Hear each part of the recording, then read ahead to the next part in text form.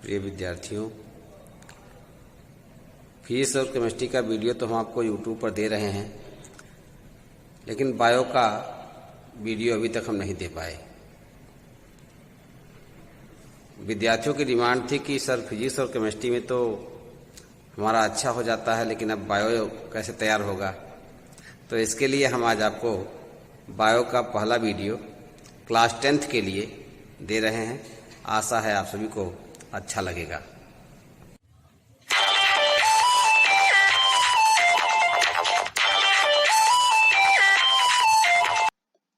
Bio के first chapter और book के अकॉर्डिंग 6th चैप्टर का आज हम पहला वीडियो आपको देने जा रहे हैं, जिसमें लाइफ प्रोसेसेस यानी जैव प्रक्रम के बारे में हम लोग पढ़ेंगे। आज जो पहला वीडियो हम आपको देने जा रहे हैं, ये क्विक रिवीजन है हमारा।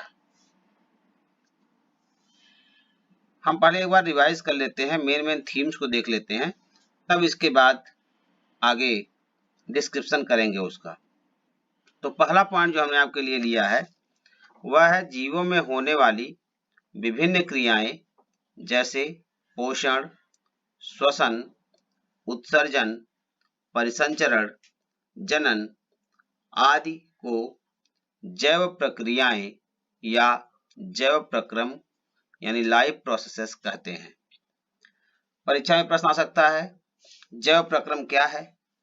तो हम इस पॉइंट्स के माध्यम से जैव प्रक्रम को ठीक प्रकार से समझा सकते हैं।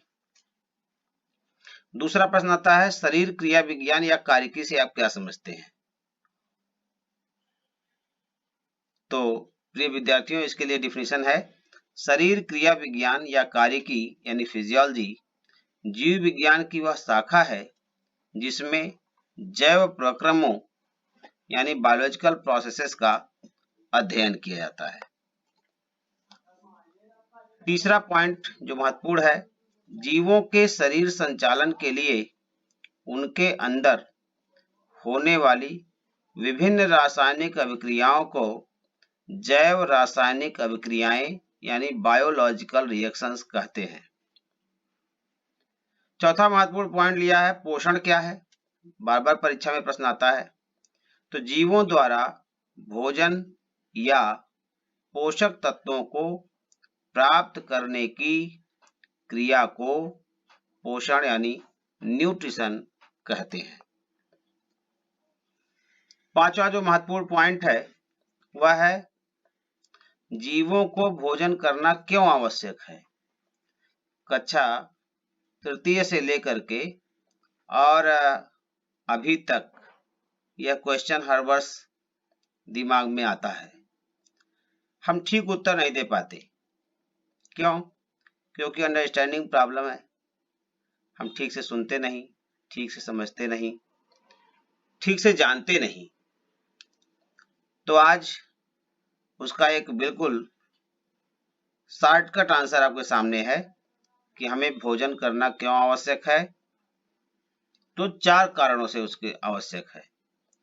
पहला जो रीजन है वह है फॉर एनर्जी, ऊर्जा के लिए। सेकंड, शारीरिक वृद्धि के लिए यानी फॉर ग्रोथ। थर्ड, शरीर में टूट फूट की मरम्मत के लिए, अनेक सेल्स पर डे टूट जाती हैं, हजारों सेल्स रोज टूटती हैं, उनकी मरम्मत होना आवश्यक है। तो इसके लिए हमको भोजन करना आवश्यक है। और लास्ट है, रोगों से प्रतिरक्षा के लिए। हमको रोगों से लड़ने की क्षमता हमारे बॉडी के अंदर होना चाहिए, तो इसके लिए भी भोजन करना आवश्यक है। नेक्स्ट पॉइंट हमने लिया है कि जीवधारियों में कितने प्रकार का पोषण होता है? तो 2 प्रकार का पोषण होता है। There are 2 types of nutrition in the livings. कौन कौन से? पहला है स्वपोषण यानी ऑटोट्रॉफिक न्यूट्रिशन, और दूसरा है विषम पोषण अर्थात हेट्रोट्रॉफिक न्यूट्रिशन। जब हम हमारे जैसे कोई जीव अपना भोजन स्वयं बनाते हैं, जैसे हरे पौधे, तो उनका पोषण स्वपोषण कहलाता है। हरे पौधों को छोड़कर बाकी जितने भी जीव हैं सब विषम पोषण करते हैं। मनुष्य भी विषम पोषी है। सातवां महत्वपूर्ण पॉइंट जो हमने लिया है आपके लिए इस चैप्टर से, वह है एटीपी, एडिनोसिन ट्राइफॉस्फेट। ये एटीपी को पॉइंट ऑफ एनर्जी कहते हैं। कहाँ बनता है ये माइटोकॉन्ड्रिया के ऑक्सीसोम्स में बनता है। हम सभी ने माइटोकॉन्ड्रिया का स्ट्रक्चर क्लास 9th में पढ़ा होगा। तो माइटोकॉन्ड्रिया के ऑक्सीसोम्स में बनता है। हमको इसको ठीक प्रकार से याद करना चाहिए। आठवां पॉइंट हमने लिया, मनुष्य में कितने प्रकार के दांत होते हैं? तो 4 प्रकार के दांत पाए जाते हैं। मनुष्य में 4 प्रकार के दांत होते हैं, कृंतक, रदनक, चवर्णक और अग्रचवर्णक, पश्चवर्णक। चवर्णक के 2 प्रकार हैं और इनकी कुल संख्या 32 होती है, 16 निचले जबड़े में और 16 ऊपरी जबड़े में। 9वां जो महत्वपूर्ण पॉइंट है वह जीवों में कितने प्रकार का श्वसन होता है। How many types of respiration in the livings. तो जीवों में 2 प्रकार का श्वसन होता है। पहला है ऑक्सी श्वसन, एरोबिक रेस्पिरेशन, जिसमें ऑक्सीजन की उपस्थिति आवश्यक है, हम सब ऑक्सी श्वसन करते हैं। और दूसरा है अनऑक्सी श्वसन, जिसमें ऑक्सीजन की आवश्यकता नहीं पड़ती है, एनारोबिक रेस्पिरेशन। बीजों में ये क्रिया होती है और कुछ और जीवधारी भी करते हैं। और आइए देखते हैं आगे कैसे होता है। कवक, जिसे हम फंगस कहते हैं, और जीवाणु, जिसे हम बैक्टीरिया कहते हैं, इनमें एक विशेष प्रकार का अनऑक्सी श्वसन होता है। अभी मैं कह रहा था कि कुछ जीवधारियों में अनऑक्सी श्वसन होता है। तो ये 2 जीवधारी आपको मिल गए, फंगस और बैक्टीरिया। इनमें भी अनऑक्सी श्वसन होता है, लेकिन ये जो अनऑक्सी श्वसन है ये विशेष प्रकार का अनऑक्सी श्वसन है, जिसे फर्मेंटेशन या किण्वन कहते हैं। इस क्रिया के पश्चात एथिल अल्कोहल बनता है और कार्बन डाइऑक्साइड गैस मुक्त होती है। कार्बन डाइऑक्साइड बनती है, ऊपर चला जाता है, वायुमंडल में मुक्त हो जाता है, और एथिल अल्कोहल हमको मिल जाता है, जिसका दूसरा नाम मदिरा भी है, मदिरा, शराब। तो किण्वन क्रिया का अंतिम उत्पाद ये एथिल अल्कोहल और कार्बन डाइऑक्साइड है। भोजन के सड़ने पर ये क्रिया होती है। हम सभी दाल को रख देते होंगे पका करके, तो सुबह की दाल शाम को खाने लायक नहीं रह जाती, गर्मियों में तो विशेषकर। उसमें भी ईस्ट नाम का एक फंगस लग जाता है और वह दाल को खराब कर देता है। रोटी भी हमारी बासी हो जाती है, तो उसमें से भी महक आने लगती है। यानी जितना भी भोजन के मटेरियल हैं उन सब में फर्मेंटेशन क्रिया होती है।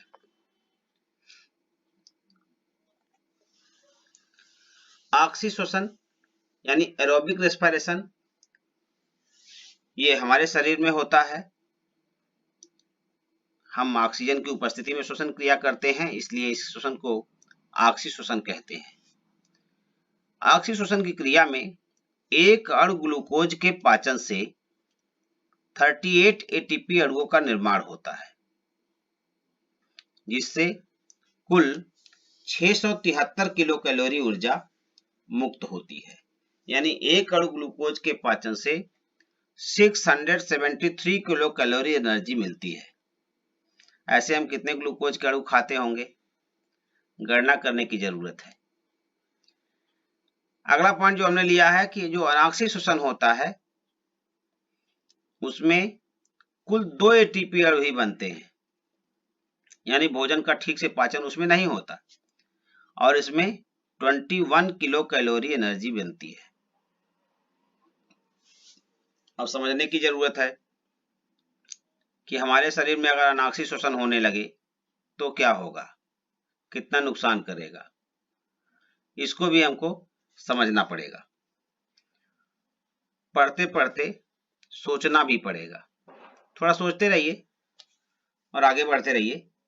आइए, अगला जो महत्वपूर्ण बिंदु है इस चैप्टर में वो है परिवहन तंत्र। सर्कुलेटरी सिस्टम कहते हैं ब्लड और उससे संबंधित अंगों का समूह परिवहन तंत्र कहलाता है। और इस परिवहन तंत्र के रूप में मनुष्य में 2 प्रकार के तंत्र होते हैं। एक ब्लड सर्कुलेटरी सिस्टम, जिसको रुधिर परिवहन तंत्र कहते हैं। दूसरा लिम्फ सर्कुलेटरी सिस्टम, जिसे लसिका परिवहन तंत्र कहते हैं। अब प्रश्न उठता है कि लसिका क्या है। रुधिर तो सब लोग जानते हैं भाई, उंगली कट जाती है तो खून निकलने लगता है, सब लोग जान जाते हैं भाई रुधिर है, ब्लड है। लेकिन ये लसिका क्या है? हमारे शरीर में अनेक छोटी छोटी गांठें होती हैं, घुटने हैं, कोहनी है, जहां भी जोड़ है वहां पर रुधिर का दबाव जब बनता है तो रुधिर कुछ छन जाता है, रुधिर के WBCs छन कर बाहर निकल जाते हैं। तो वही जो छनित रुधिर है उसी को हम लसिका कहते हैं, लिम्फ कहते हैं। तो लसिका छनित रुधिर है। 14वां पॉइंट जो हमने लिया है वह है मनुष्य के रुधिर दाब को नापने के लिए स्फिग्मोमैनोमीटर नाम का एक उपकरण प्रयोग किया जाता है। रुधिर दाब का इंग्लिश नेम, कभी कभी रुधिर दाब हम नहीं समझ पाते, ब्लड प्रेशर, इसको जरूर समझ जाएंगे। हाँ, तो ब्लड प्रेशर हम सभी को, हमारे शरीर में, हर व्यक्ति के शरीर में ब्लड प्रेशर होता है, लेकिन कभी कभी लो हो जाता है, कभी कभी हाई हो जाता है। हाई भी खतरनाक है, लो भी खतरनाक है। कैसे जाने कि हाई हो गया कि लो हो गया? तो इसके लिए उपकरण बना है स्फिग्मोमैनोमीटर। एक स्वस्थ मनुष्य के शरीर में 5 से 6 लीटर रुधिर होता है।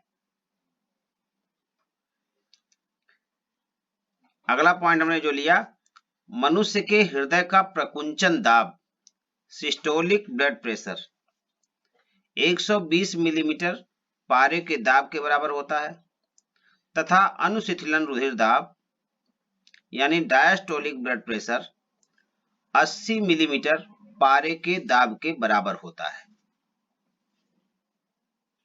अब ये प्रकुंचन दाब क्या है?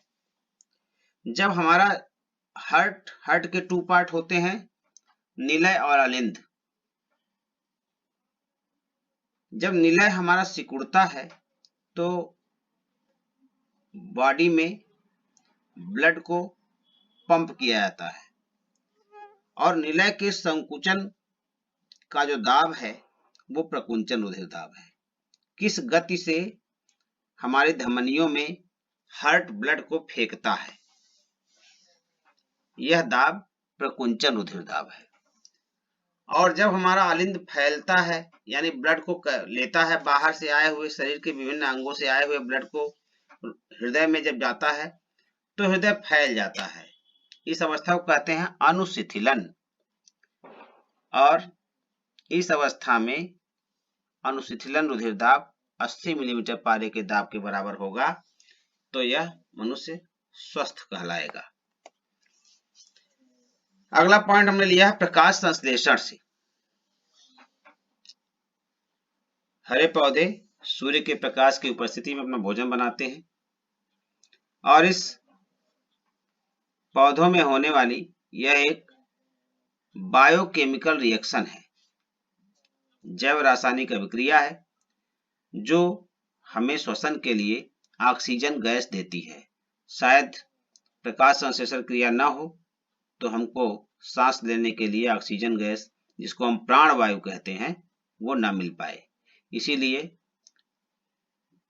वृक्ष लगाइए, हरे पौधों का अधिक से अधिक रोपण कीजिए, उनको उगाइए, जिससे हमको पर्याप्त मात्रा में ऑक्सीजन मिलती रहे। वृक्ष धरा के भूषण, करते दूर प्रदूषण, इसको भी हमको ध्यान में रखना पड़ेगा। 18वां जो महत्वपूर्ण पॉइंट है, वो जो प्रकाश संश्लेषण क्रिया है उसके दो चरण हैं। एक तो प्रकाश अभिक्रिया, इसको लाइट रिएक्शन कहते हैं। इसका अध्ययन सर्वप्रथम हिल नाम के वैज्ञानिक ने किया था, इस नाते इसको हिल रिएक्शन भी कहते हैं। यह क्रिया कहाँ होती है? कभी कभी परीक्षा में आ जाता है कि प्रकाश संश्लेषण की प्रकाश अभिक्रिया कहाँ होती है, तो उत्तर होगा हरित लवक के ग्रैना में। प्रकाश अभिक्रिया हरित लवक के ग्रैना में होती है। दूसरा जो हमारा पॉइंट है वह है अप्रकाशिक अभिक्रिया। प्रकाश संश्लेषण के जो दूसरा चरण है वह है अप्रकाशिक अभिक्रिया, और इसको कहते हैं डार्क रिएक्शन, या इसको ब्लैक मैन रिएक्शन भी कहते हैं। इसका अध्ययन सर्वप्रथम ब्लैक मैन नामक वैज्ञानिक ने किया था, इसलिए इसको ब्लैक मैन रिएक्शन भी कहते हैं। इसमें केल्विन नाम के वैज्ञानिक ने थोड़ा बहुत सुधार किया है, इसका तो इसको केल्विन चक्र भी कहते हैं। अब ये क्रिया यानी अप्रकाशिक अभिक्रिया हरित लवक के स्ट्रोमा में होती है। हरित लवक के स्ट्रोमा में, प्रकाश अभिक्रिया ग्रैना में, अप्रकाशिक अभिक्रिया स्ट्रोमा में, दोनों ही क्रियाएं हरित लवक यानी क्लोरोप्लास्ट में होती हैं। जीवधारियों में ऊर्जा के दो सिक्के होते हैं, एक है एटीपी एडेनोसिन ट्राइफॉस्फेट, दूसरा NADP nicotinamide adenine diphosphate. NADP nicotinamide adenine dinucleotide phosphate, dinucleotide phosphate. अगला 20वां पॉइंट हमारा है प्रकाश संश्लेषण क्रिया यानी फोटोसिंथेसिस को कुछ कारक प्रभावित करते हैं। कौन कौन से कारक हैं? वह है प्रकाश, प्रकाश न हो तो प्रक्रिया हो ही ना। दूसरा है ताप, 10 से 35 डिग्री सेल्सियस का तापमान सबसे उपयुक्त होता है, इससे अधिक होने पर या कम होने पर प्रकाश संश्लेषण की क्रिया प्रभावित होती है। ताप के बाद जो कारक है वह है वायु, वायु भी बहुत प्रभावित करती है। जल, जल भी प्रकाश संश्लेषण क्रिया को प्रभावित करता है, परोक्ष रूप से जल प्रभावित करता है। खनिज लवण, खनिज लवणों में आयरन और मैग्नीशियम, आयरन और मैग्नीशियम ये दो खनिज हैं जो प्रकाश संश्लेषण के लिए अति आवश्यक है। अगर ये दो लवण न रहें तो प्रकाश संश्लेषण क्रिया पूरी ना हो। और ये तो बाह्य कारक हैं, और जो सबसे महत्वपूर्ण कारक है वह है रंध्र। ये आंतरिक कारक है जो पौधों में पाया जाता है। शायद रंध्रों में ही ये क्रिया अधिक सुगमता से संपन्न हो जाती है, तो रंध्र भी होने आवश्यक है, नहीं तो गैस निकलेगा कहाँ से? गैसों का आदान प्रदान तो रंध्रों के द्वारा होता है, अगर वो नहीं रहेंगे तो गैस कैसे निकलेगी? इसलिए रंध्र भी आवश्यक है। 21वां पॉइंट हमारा है उच्च श्रेणी के पौधों में परिवहन यानी ट्रांसपोर्ट के लिए दो प्रकार की वाहिकाएं पाई जाती हैं। अब मैंने उच्च श्रेणी कहा है, निम्न श्रेणी के पौधों में नहीं पाई जाती है, केवल उच्च श्रेणी के पौधों में। कौन कौन सी दो कोशिकाएं हैं? एक है दारू, आपको हंसी भी आएगी, दारू वाहिकाएं जिनको हम जाइलम कहते हैं, और दूसरा है पोषवाह, जिसको हम फ्लोएम कहते हैं। रसारोहण की क्रिया यानी एसेंट ऑफ सैप पौधों में होने वाली वह क्रिया है जिसके द्वारा पौधे भूमि से जल एवं खनिज लवणों का अवशोषण करते हैं। वाष्पोत्सर्जन यानी ट्रांसपीरेशन वह क्रिया है जिसमें पौधे आवश्यकता से अधिक जल को वायुमंडल में वाष्पित कर देते हैं। इसलिए इस क्रिया को पौधों की आवश्यक बुराई कहा गया है, क्योंकि पौधों द्वारा अवशोषित जल का लगभग 98% भाग वाष्पोत्सर्जन के रूप में वायुमंडल में चला जाता है। यानी जितना पौधे जल अवशोषित करते हैं उसका केवल 2% यूज करते हैं। तो मित्रों, इसलिए वाष्पोत्सर्जन क्रिया को पौधों की आवश्यक बुराई कहा जाता है। कभी कभी प्रश्न आता है वाष्पोत्सर्जन क्रिया पौधों के लिए आवश्यक बुराई है, क्यों? तो कारण बताएंगे आप। 24वां पॉइंट हमने लिया है रंध्र, बहुत महत्वपूर्ण है। पौधों के पत्तियों की निचली सतह पर अधिक मात्रा में पाए जाते हैं। 25वां, मनुष्य में जो उत्सर्जन क्रिया होती है इसके लिए 4 अंग पाए जाते हैं। पहला है किडनी, जिसे वृक्क कहते हैं। दूसरा है त्वचा, जिसे स्किन कहते हैं। चौथा है लंग्स, जिसे हम फेफड़े कहते हैं। और 5वां है अपचित भोजन निकालने वाला मार्ग, जिसको हम एनस या अवस्कर गुहा के नाम से जानते हैं। तो ये 4 अंग उत्सर्जन क्रिया के लिए हमारे शरीर में पाए जाते हैं। मनुष्य में जितने नाइट्रोजनी उत्सर्जित उत्पाद होते हैं वो मूत्र के रूप में वृक्क की एक इकाई, जिसको हम वृक्राणु या निफ्रान कहते हैं, उसके द्वारा शरीर से बाहर निकाले जाते हैं। एक स्वस्थ मनुष्य स्वस्थ होगा, वयस्क होगा, ऐसे मनुष्य में 24 घंटे में लगभग 1500 मिलीलीटर यानी 1.5 लीटर मूत्र बनता है और इसे उत्सर्जित किया जाता है। यानी एक स्वस्थ वयस्क मनुष्य 24 घंटे में लगभग 1.5 लीटर मूत्र उत्सर्जित करता है। पौधों के शरीर में भी उत्सर्जी पदार्थ बनते हैं। वे उत्सर्जी पदार्थ हैं ऑक्सीजन, आवश्यकता से अधिक जल, राल, रेजिन, गोंद और पत्तियों को गिरते हुए तो आपने देखा ही होगा, तो गिरती हुई पत्तियां, ये उत्सर्जी पदार्थों में आते हैं।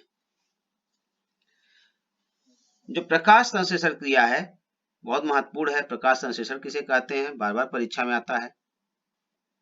तो हरे पौधे सूर्य के प्रकाश की उपस्थिति में भूमि से जल एवं खनिज लवणों तथा वायुमंडल से कार्बन डाइऑक्साइड लेकर अपना भोजन बनाते हैं।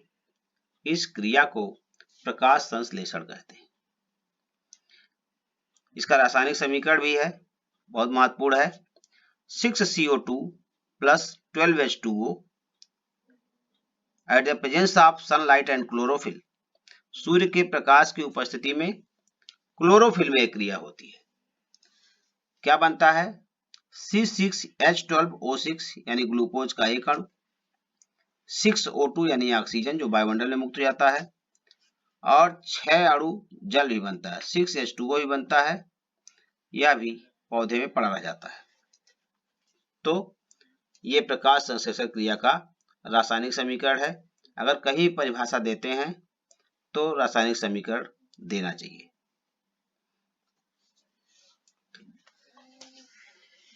और जो हम अंतिम रूप से इसको लेकर के आपके सामने उपस्थित है, इस चैप्टर का सार जो मैं अभी बात कर रहा था आपसे, निश्चित रूप से आपको इससे बहुत लाभ मिला होगा। रसांकुर छोटी आंत में पाए जाने वाले रेशे के समान संरचनाएं हैं, विलाई जिसको कहते हैं, और इन्हीं के माध्यम से छोटी आंत में पचे हुए भोजन का अवशोषण होता है। अगर ये न रहे तो भोजन जितना पचा है बस रह जाए उसी में। तो इसलिए इनका बहुत आवश्यक है। रसांकुर हमारे बॉडी के लिए बहुत इंपॉर्टेंट मटेरियल्स है। 31 पॉइंट पर जो हम लेकर आए हैं वह है विषाणु, वायरस जिसको कहते हैं। वायरसों का निर्माण केवल न्यूक्लिक अम्ल तथा प्रोटीन से होता है। तो विषाणु केवल न्यूक्लिक अम्ल तथा प्रोटीन्स के बने होते हैं। मित्रों, ये रहा हमारा जैव प्रक्रम और हम इस चैप्टर का पूरा रिवीजन आपके सामने प्रस्तुत किए हैं। आशा है कि यह वीडियो आपको बहुत अच्छा लगा होगा, और अगर वीडियो अच्छा लगता है तो चैनल को सब्सक्राइब करें। अपना कमेंट्स भी हमको भेजें, कैसा लगा आपको वीडियो। अगर आप भेजते हैं तो मुझे बड़ा अच्छा लगता है और मैं उसमें और अच्छा करने का प्रयास करता हूं। तो मित्रों, वीडियो को पूरा देखना, इसको ठीक प्रकार से समझना। अगर आप इसको समझते नहीं हैं, इसके बारे में देखते नहीं हैं और इसका उपयोग नहीं करते हैं तो हमारे वीडियो बनाने का कोई मतलब नहीं निकलेगा। इसलिए आप सभी से मेरा रिक्वेस्ट है कि वीडियो को पूरा देखिए, समझिए, कहीं कोई समस्या है तो उसको हमको बताइए।